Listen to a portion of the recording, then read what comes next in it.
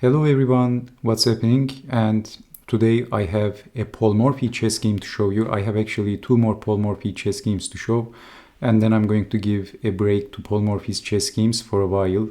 I think we have seen enough of Morphy's games. I decided to turn the camera on for this one. I have one more game after this.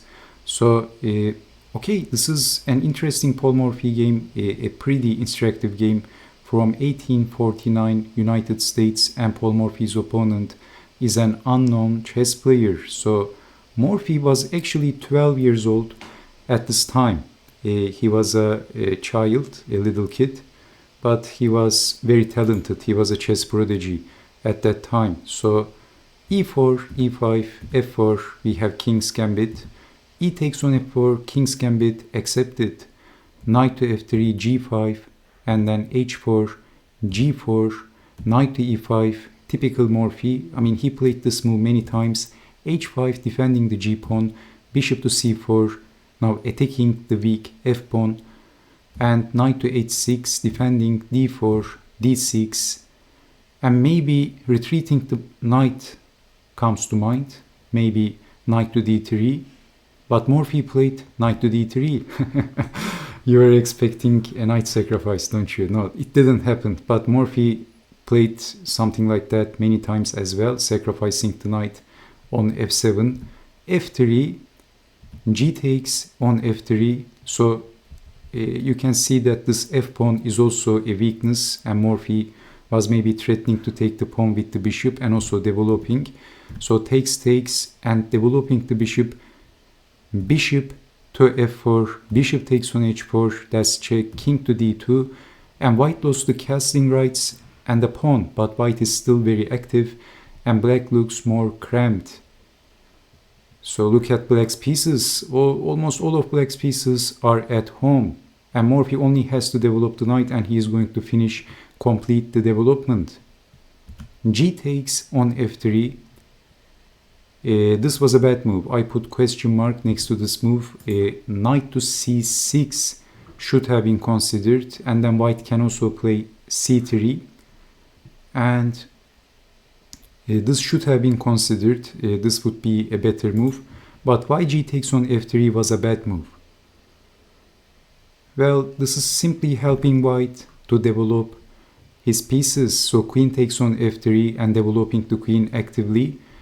So bishop to g4, simply queen to e3, and then bishop to e7. And Morphy played a knight to c3.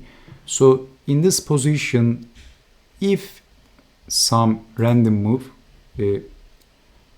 so we have queen to e3 and bishop to e7. Well, if some random move, actually in this position, can you see the threat?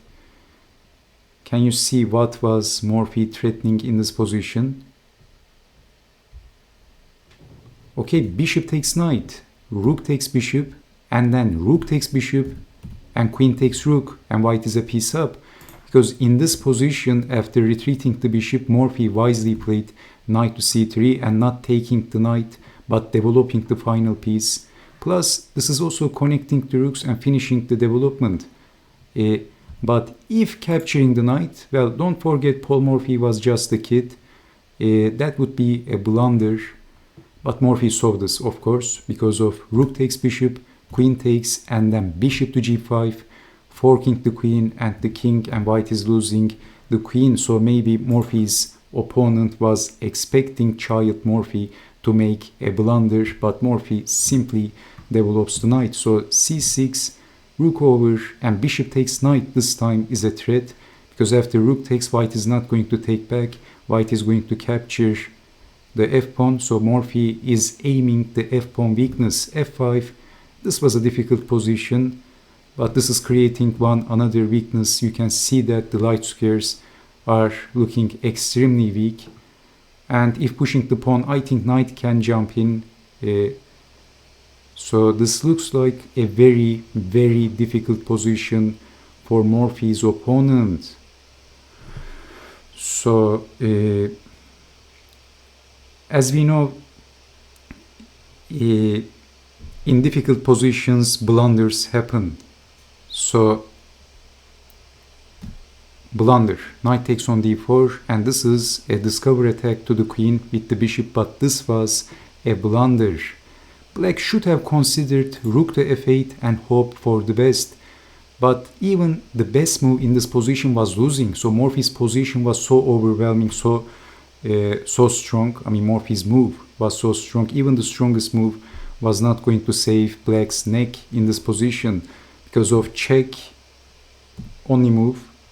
And then can you see the move? Morphy was not going to miss this.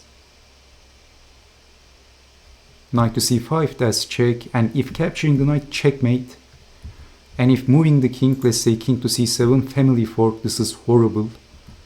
And if king to c8, then forking the queen and the rook. But if black tries something like this to extricate himself, then queen takes bishop, and then delayed gratification, capturing the queen, and then rook takes on h5, and white is much better, and 100% Morphy would solve this continuation. So even if the strongest move, rook to f8, black was worst. We can see that black had a very difficult position, and in difficult positions blunders happen, as I said. So in this position, knight takes on d4 was a blunder. I mean, can you see why this move was a blunder? That's a discovery attack to the queen with the bishop, so maybe defending the queen comes to mind. Well, Morphy is not defending the queen. He chops the head of the bishop, boom. This cracks open the h-file, and then rook takes, boom. Black moves the king, and Morphy chops the queen off, and black resigned.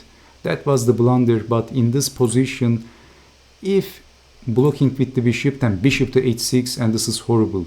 So if knight to f3, then takes, and it's just game over. White actually has 3 minor pieces for the exchange. And if knight to d7, then bishop to f7, and that's a skewer, that's all over.